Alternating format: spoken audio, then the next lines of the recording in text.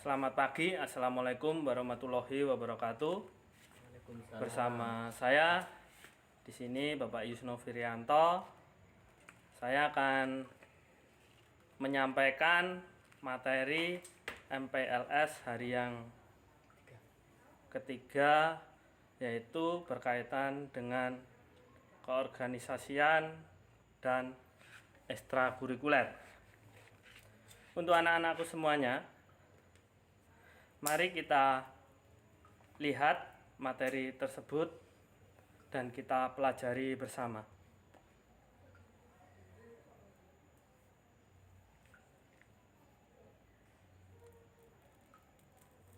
Yang pertama, kita bahas tentang definisi atau pengertian dari OSIS.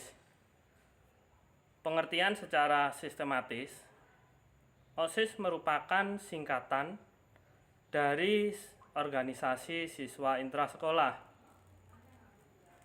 Organisasi ini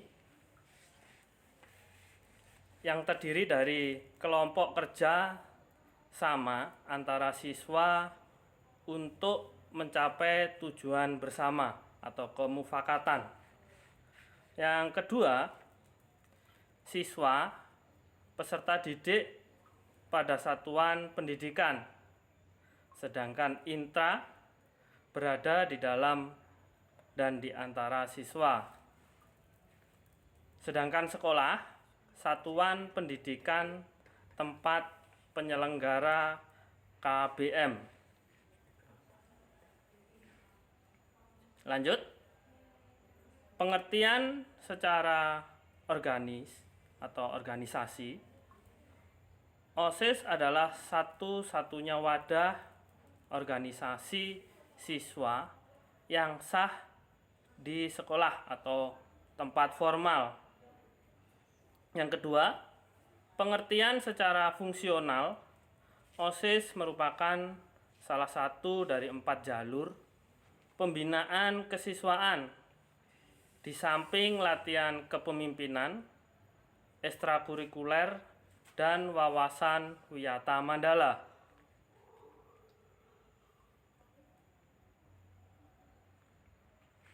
Yang ketiga, pengertian secara sistematis. OSIS adalah sebuah sarana kehidupan berkelompok siswa yang bekerja sama untuk mencapai tujuan bersama. Berikutnya, yang keempat, ciri-cirinya. Yang pertama, atau bagian yang A, berorientasi pada tujuan. Yang B, memiliki susunan kehidupan kelompok, yaitu kerjasama antar individu. Yang ketiga atau yang C, memiliki sejumlah peranan. Yang D, berkoordinasi. Sedangkan yang E, berkelanjutan dalam waktu tertentu, dalam kurung regenerasi.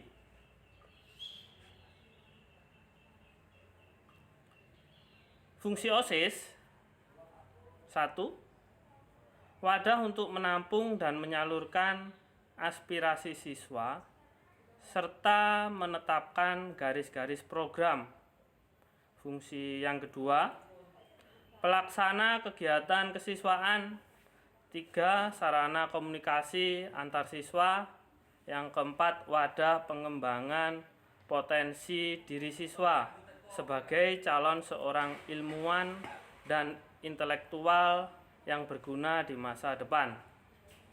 Fungsi yang kelima dari OSIS, pengembangan pelatihan, keterampilan organisasi, manajemen, dan kepemimpinan siswa. 6. Pembinaan, pengembangan, dan pemberdayaan kecakapan hidup, dalam kurung life skill. 7. Atau yang terakhir, fungsi OSIS, pembinaan, pengembangan, dan pemberdayaan kader-kader bangsa.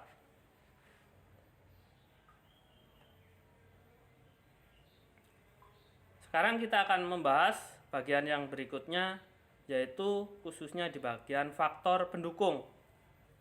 Dalam faktor pendukung dalam keorganisasian siswa intrasekolah atau OSIS, yang pertama, sumber daya.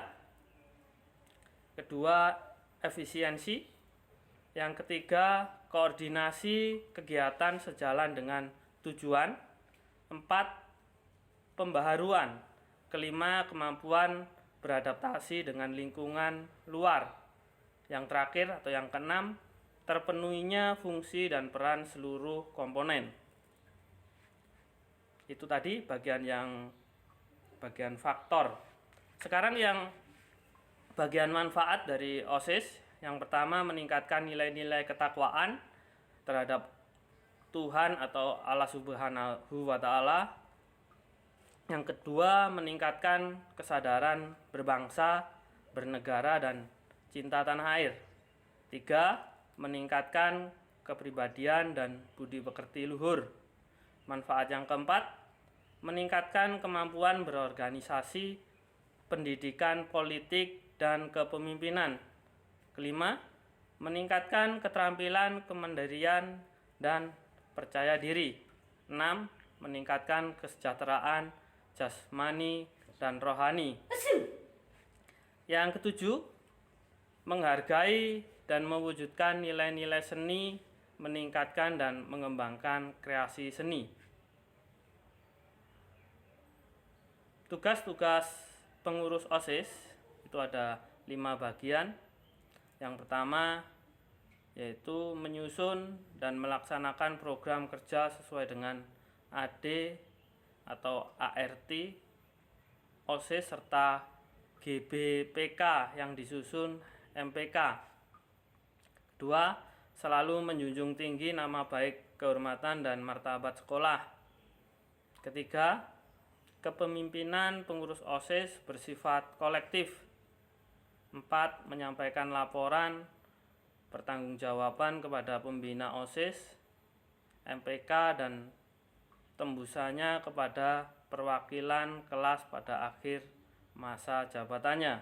Yang terakhir atau yang kelima dari tugas OSIS, selalu berkonsultasi dengan pembina.